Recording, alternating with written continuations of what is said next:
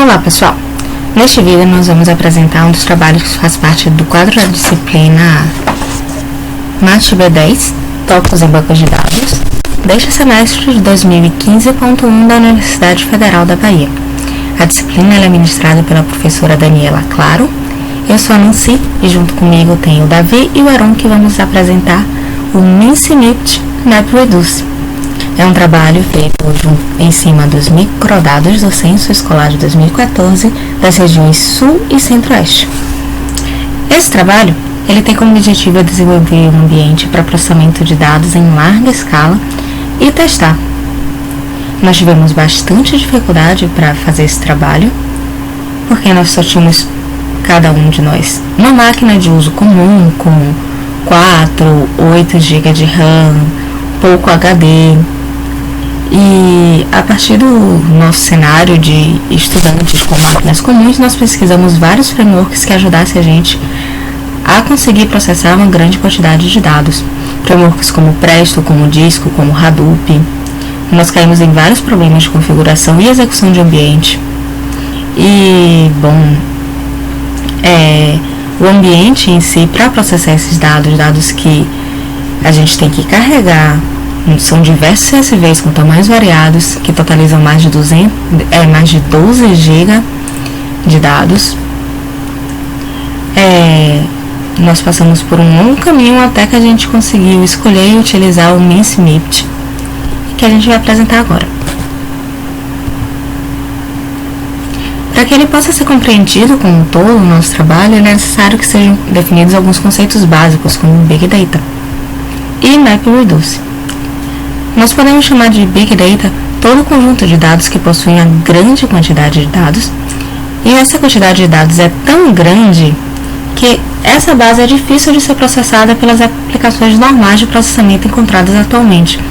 Ou seja, nós podemos dizer que é uma aplicação que são uma quantidade de dados tão grandes que é difícil processar por computadores comuns de forma comum. Vale ressaltar que essa característica é muito importante, a característica de difícil processamento, porque teve uma discussão, inclusive, numa parte da disciplina sobre isso, que hoje o que é considerado Big Data pode não ser no futuro, devido ao aparecimento de novas tecnologias. Hoje em dia nós conseguimos com certeza processar coisas que nos anos 90 não eram possíveis processar, porque hoje nós temos computadores com muito mais memória, com muito mais armazenamento disponível. Então, quando nós falamos desse desafio, nós temos o desafio de análise, de captura, de busca, de compartilhamento, de armazenamento, de transferência, de visualização e extração de informação desses dados que a gente quer analisar, desses dados que a gente tem, mas que a gente não tem informação realmente relevante em cima deles. Então, uma abordagem que auxilia muito na tarefa de processamento de Big Data é o MapReduce. O MapReduce, ele utiliza técnicas de computação distribuída e paralela para o processamento desses dados.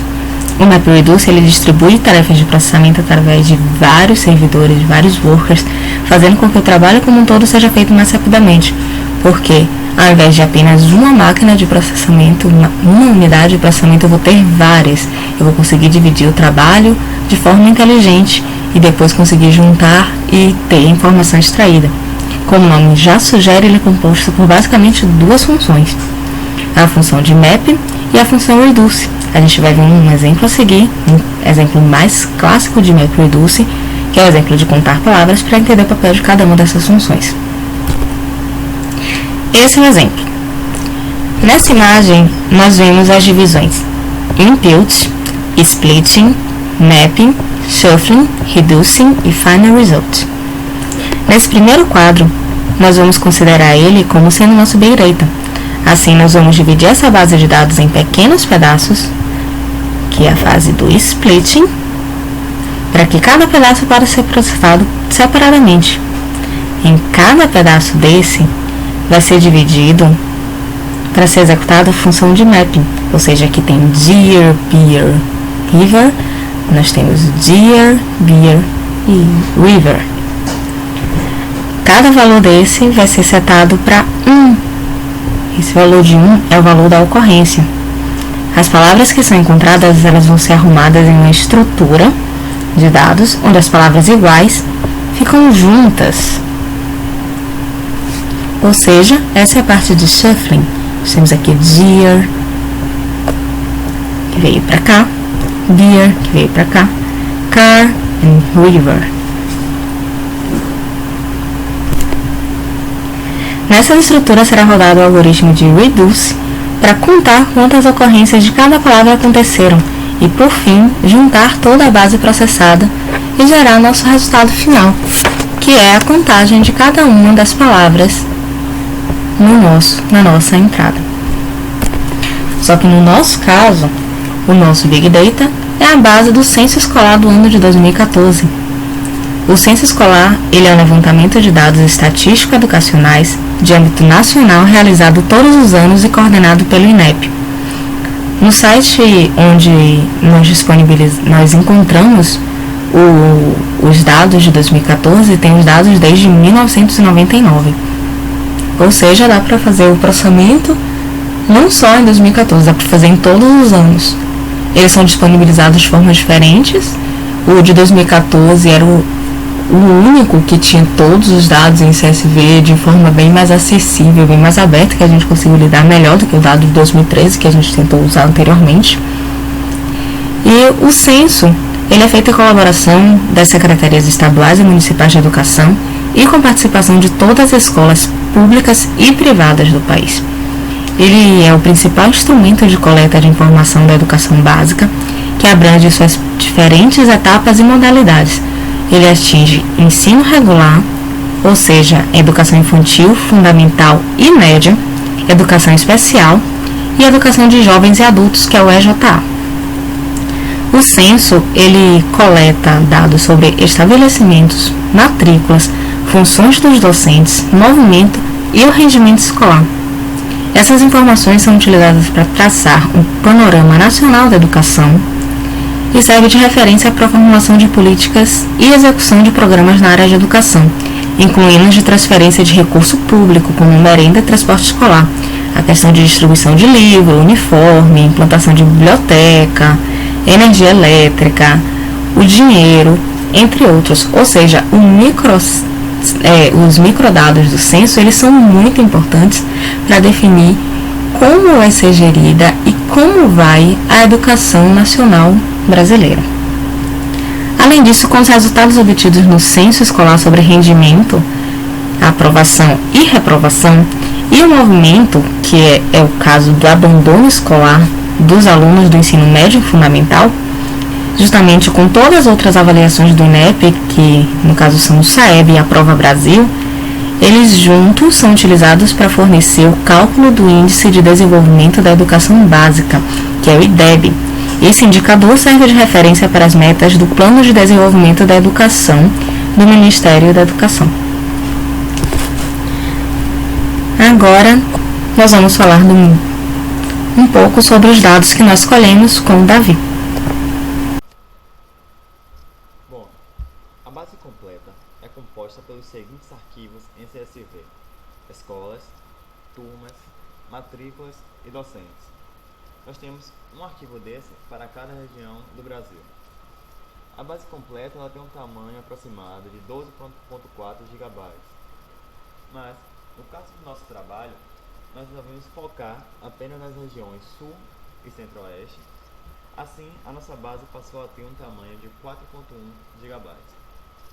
Por meio dessas informações, é possível obter um amplo panorama da educação brasileira, pois essa base ela nos traz cerca de 350 variáveis, com mais de 150 milhões de matrículas de alunos, mais de 2 milhões de professores e mais de 190 mil estabelecimentos, ou seja, as escolas. Para este experimento, resolvemos utilizar os dados referentes a matrículas e docentes, ou seja, aos alunos e professores, que são as maiores tabelas da base, totalizando assim 3.5 GB. Uma descrição mais detalhada desses arquivos de matrículas e docentes é encontrada na tabela 1. Bom, podemos ver que a tabela matrícula ela possui 85 campos e a tabela docentes possui 126 campos. Na junção das regiões Centro-Oeste e Sul, nós tivemos um total de 11 milhões e 400 mil matrículas, ou seja, 11 milhões e meio aproximadamente de alunos, e de docentes temos aproximadamente 2,8 milhões. Bom, para processar toda essa informação, nós procuramos alguns frameworks que pudessem nos auxiliar nessa tarefa. Inicialmente nós olhamos o Hadoop, o Disco e o Presto. Porém, com todos esses três frameworks, nós tivemos alguns problemas de configuração para acertar a máquina, alguns problemas com falta de estrutura física, para ter mais de uma máquina para rodar.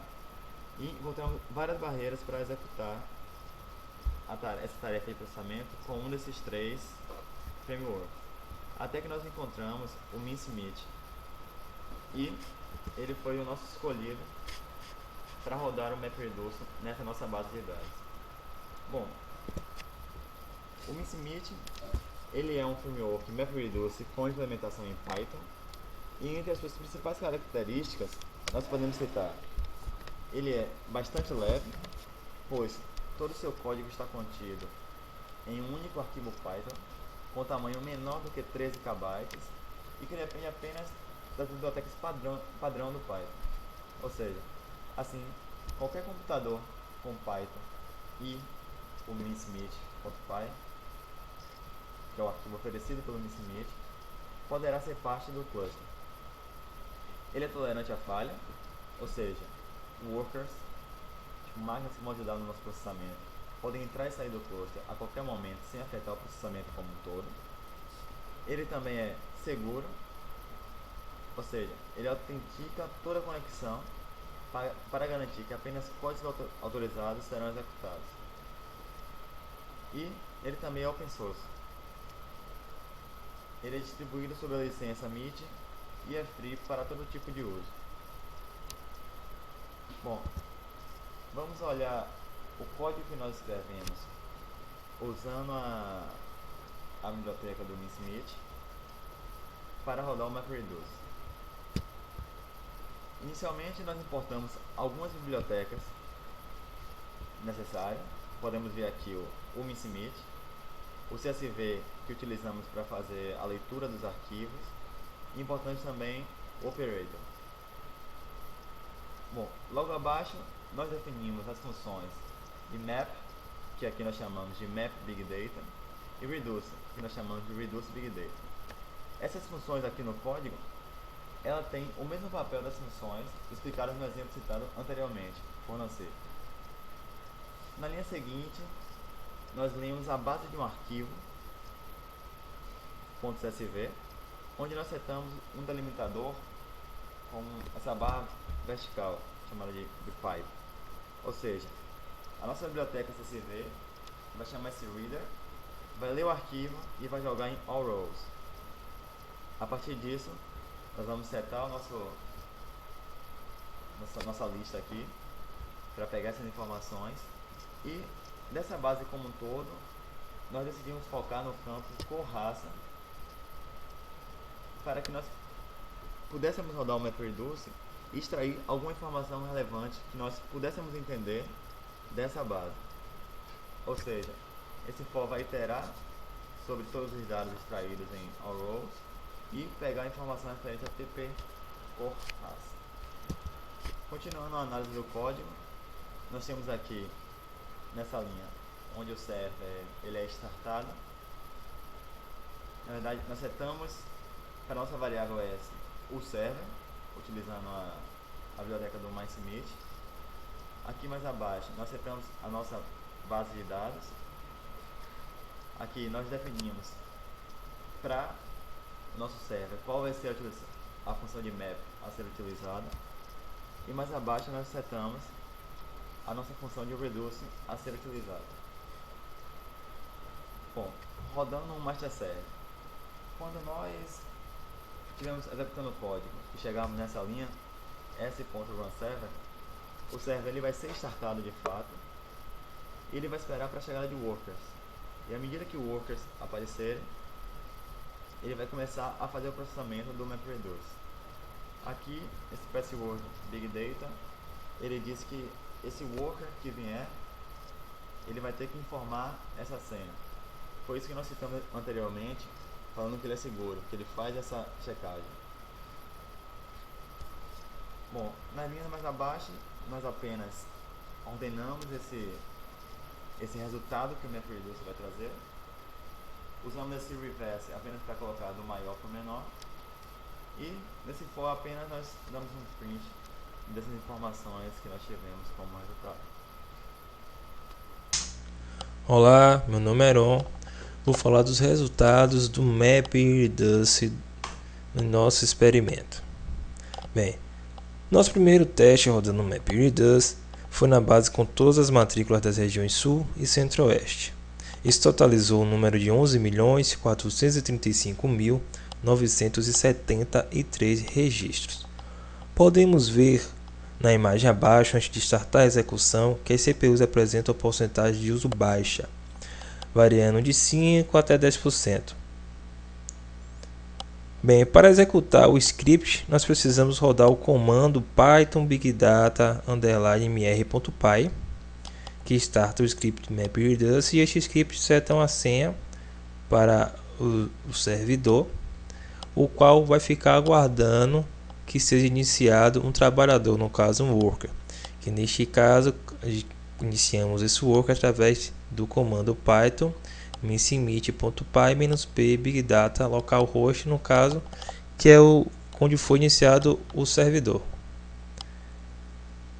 Neste caso aqui poderíamos setar outro worker para executar essa tarefa iniciada no script do MapReduce, simplesmente digitando python -py -p a senha setada aqui neste arquivo Big Data e o endereço da máquina servidora.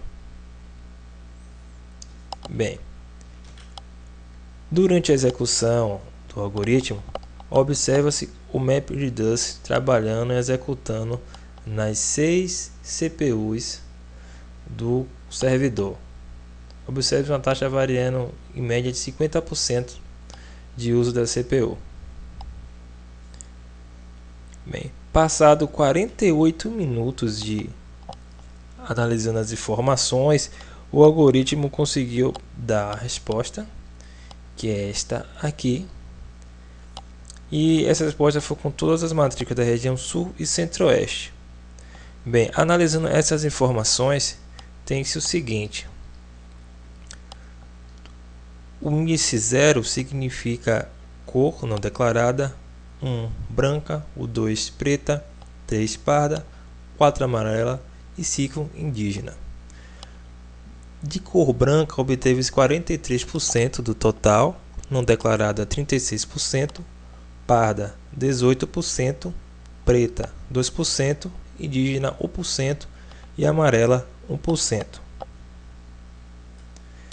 Desta vez agora neste outro experimento, rodamos a base com todos os docentes da região Sul e Centro-Oeste.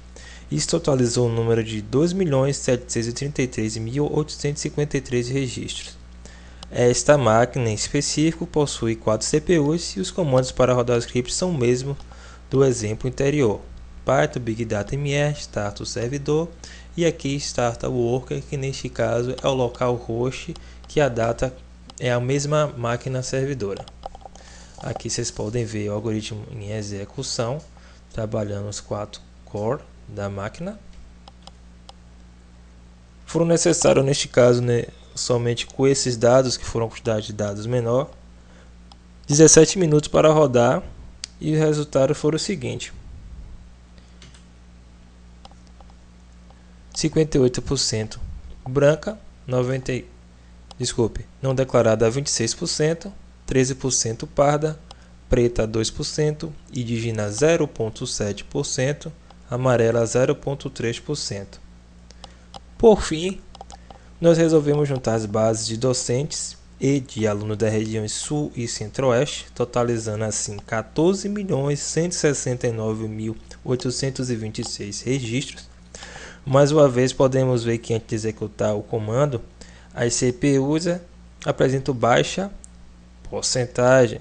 Um dos principais motivos de rodar tudo junto foi para testar o desempenho do MapReduce com uma base maior. Ok. Na outra tela, durante a execução, vemos as CPUs com alta porcentagem, todas acima de 60%. Aqui. E vemos que a memória também está trabalhando quase em sua totalidade desta máquina. Após 1h30 o algoritmo executando, obteve-se os resultados, como dá-se para ver nesta tela, que foram o seguinte: 46% branca, 34% não declarada, 17% parda, 2% preta, 0,6% indígena e 0,4% amarela. Bem, aqui foram algumas referências utilizadas no nosso experimento. Primeiro, o portal do microdados censo escolar, que fala um pouco a respeito do que é o censo escolar. A segunda é a base microdados censo escolar, é realmente onde está localizado, disponível a base para fazer o download. E aqui o repositório do MissMeet.py, que é o framework utilizado no nosso experimento para rodar o MapReduce de uma forma escalável, porque nós podemos adicionar quantos workers nós queremos aí na base, certo? E é um framework muito simples de utilização, por exemplo, para quem está iniciando os estudos com computação distribuída, Big Data, utilizando o MapReduce, ele é muito bom para entender esses conceitos. Nos ajudou bastante a conseguir fazer esse experimento, entender mais sobre o assunto, porque nas outras abordagens nós tivemos muita dificuldade, tanto para entender e configurar os outros frameworks citados anteriormente, como também disponibilidade de hardware, como foi falado. Então é isso e obrigado.